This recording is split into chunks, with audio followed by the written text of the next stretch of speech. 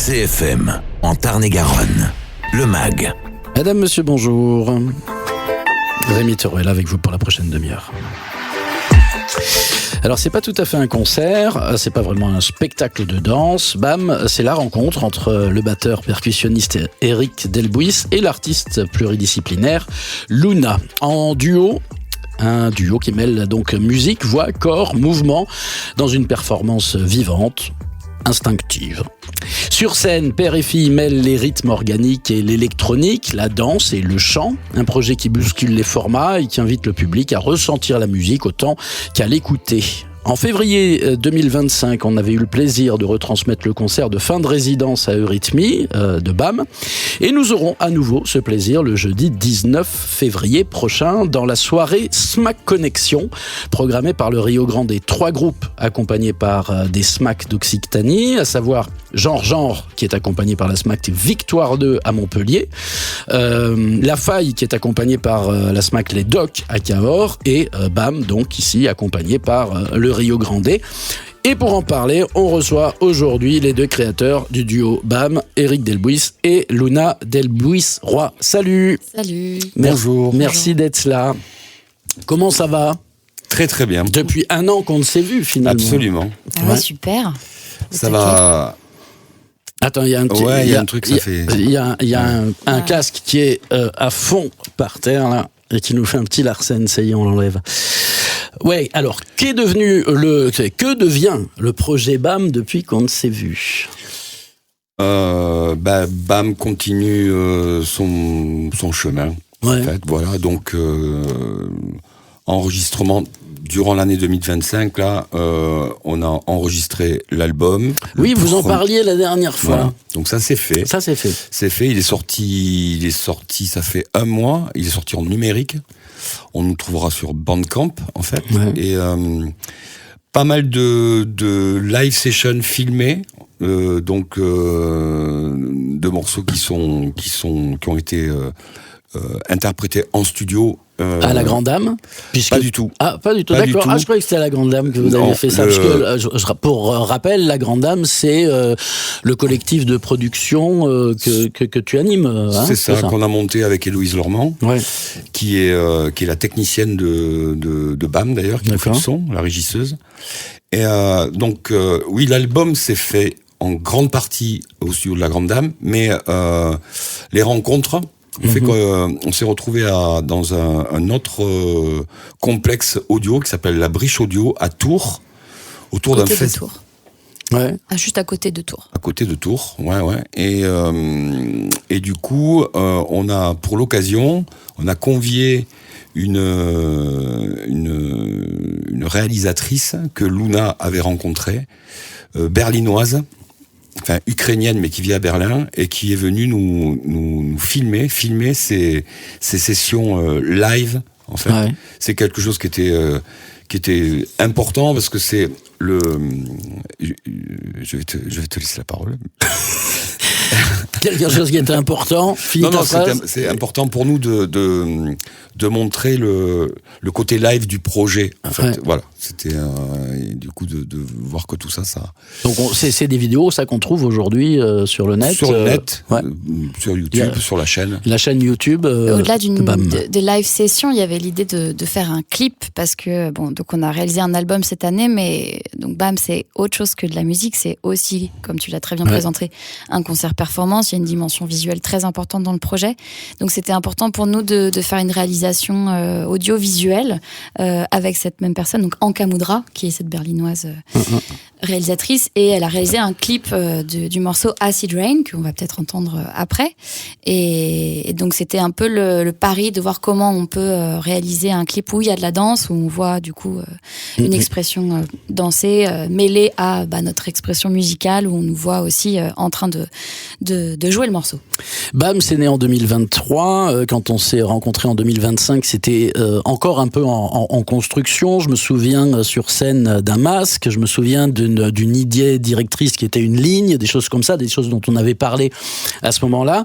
Est-ce que aujourd'hui, le projet, il continue d'évoluer autour de ces schémas-là, ou est-ce qu'il a bifurqué ?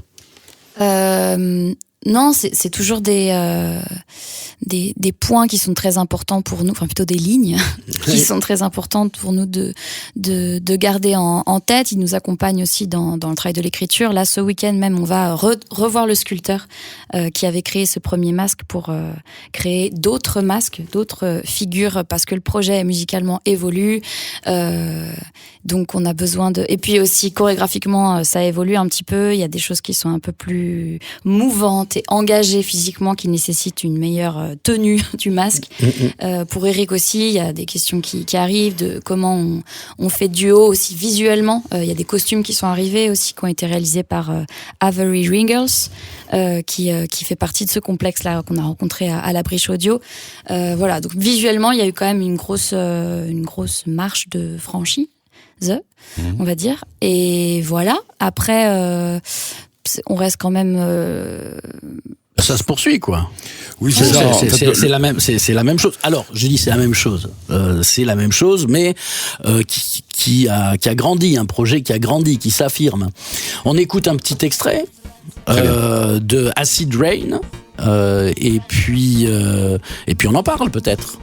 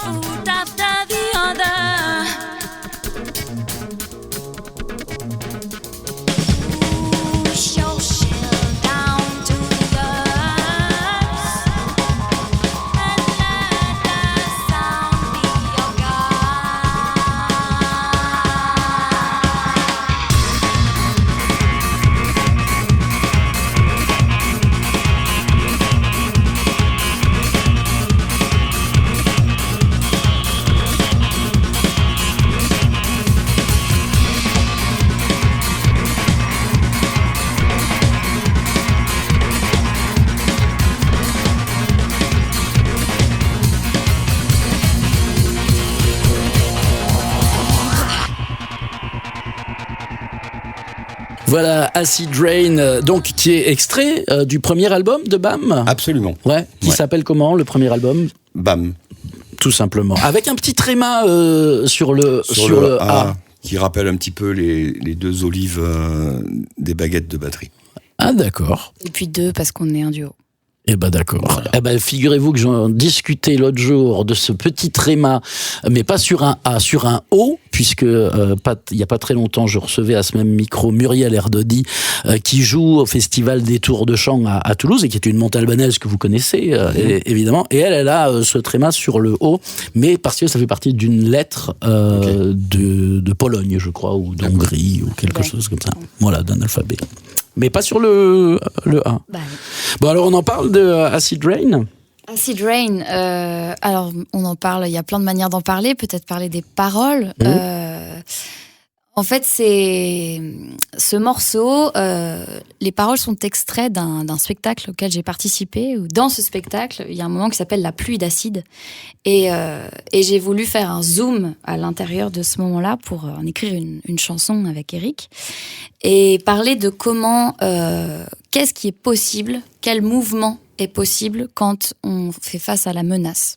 Et là, la menace, donc c'est acid rain, c'est une pluie d'acide, donc comme une matière qui nous tombe dessus, qui est parfois invisible ou parfois qui érode de manière très lente et qui bouleverse nos quotidiens, bouleverse nos manières de vivre. Et du coup, c'est comment on trouve du mouvement, on trouve une manière résiliente et joyeuse de continuer à se mouvoir entre les gouttes quand il y a une menace qui nous tombe dessus. Ouais, j'aime bien ça, l'histoire de passer entre les gouttes.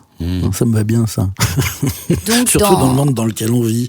Bah ouais, c'est ça. Ouais, et après, musicalement, tu peux en parler, Eric. C'était Maxime Le Forestier qui avait un titre comme ça. Sur passer entre les gouttes. Ouais. Ah ouais, d'accord. Ouais. Oui, voilà.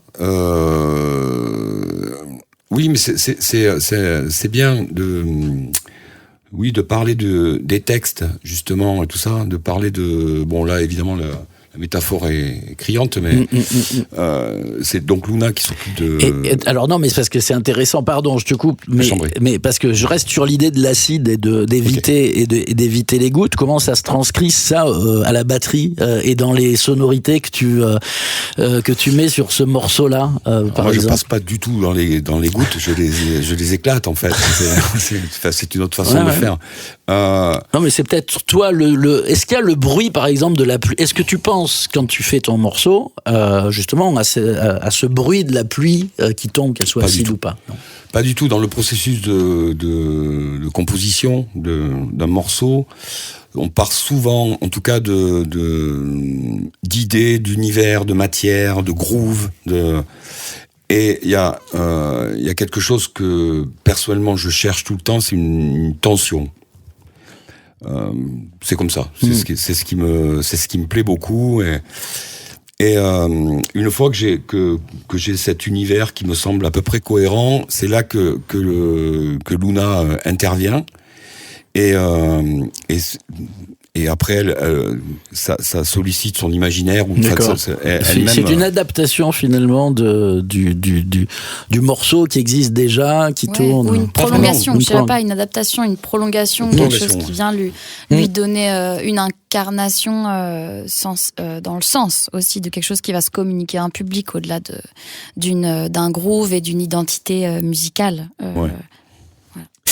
Vous allez jouer le jeudi 19 février prochain avec deux autres groupes, je le disais en ouverture, un groupe accompagné par la SMAC Victoire 2 de Montpellier, Genre, et puis un autre par les Docs à Cahors qui est La Faille.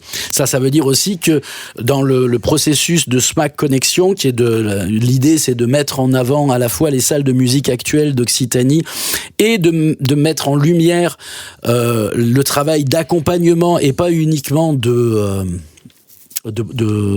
programmation de concerts, quoi. C'est-à-dire qu'il y a le fait que les SMAC accompagnent les artistes.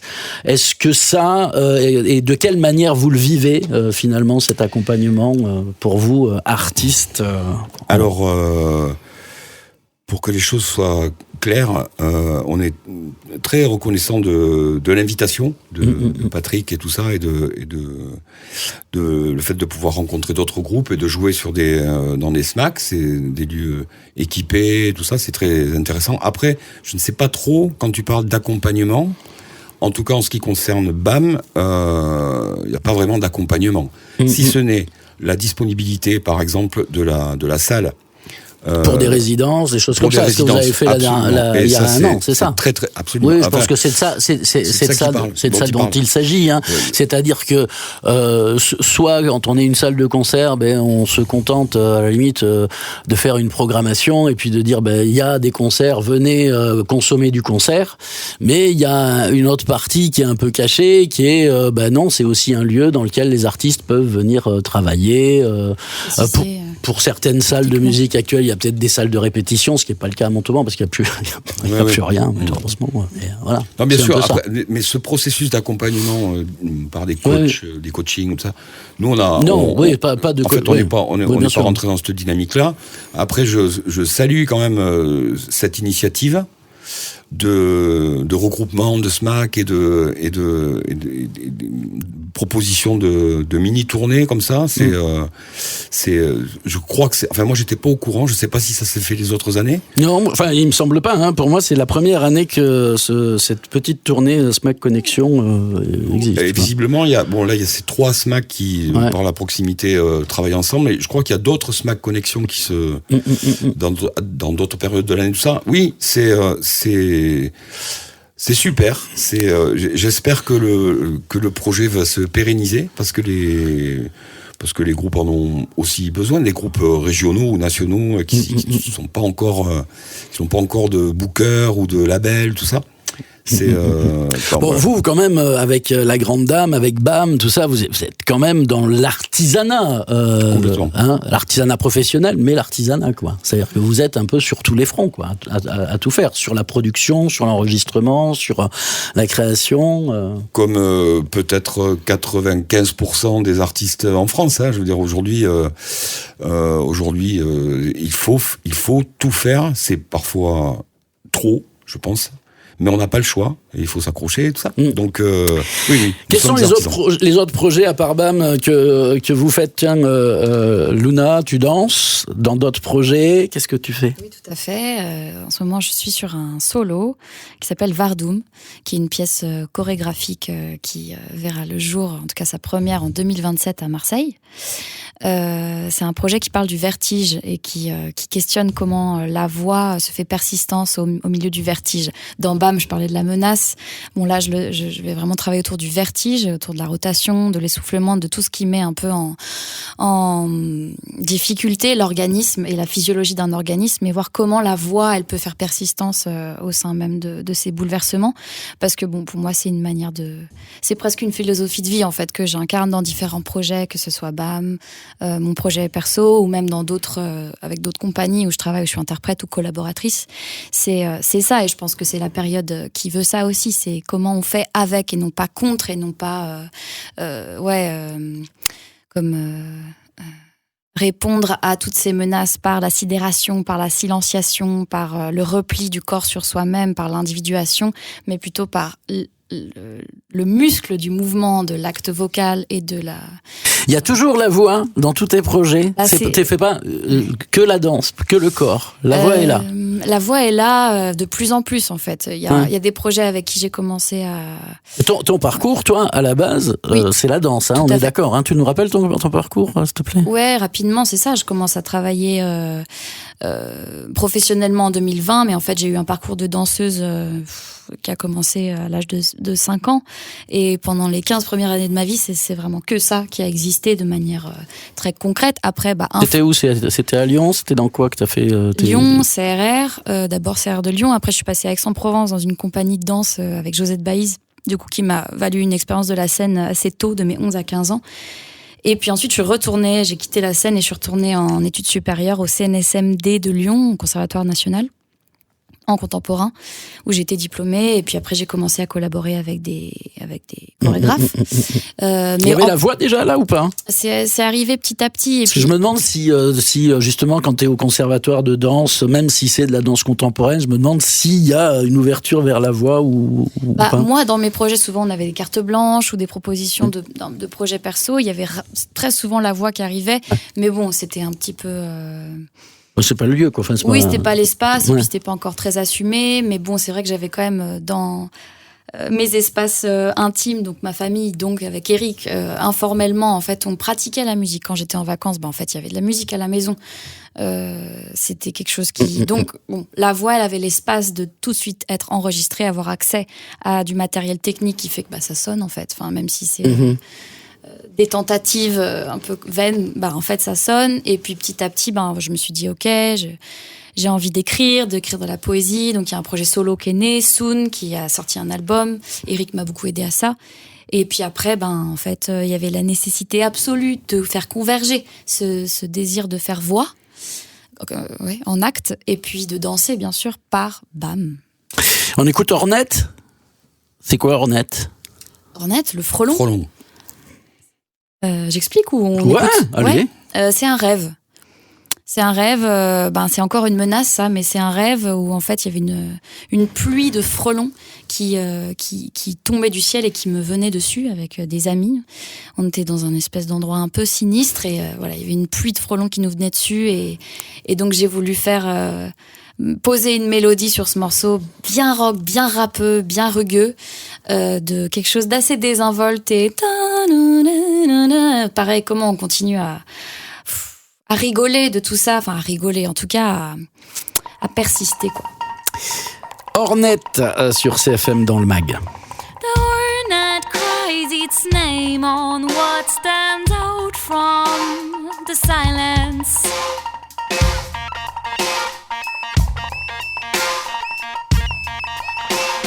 The hornet hides its tribe behind a sound of ignorance.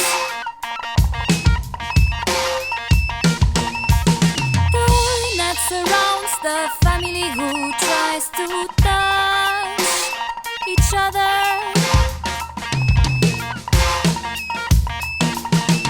The hornet built its own cell before being born. H-O-R-N-E-T, H-O-R-N-E-T, H-O-R-N-E-t,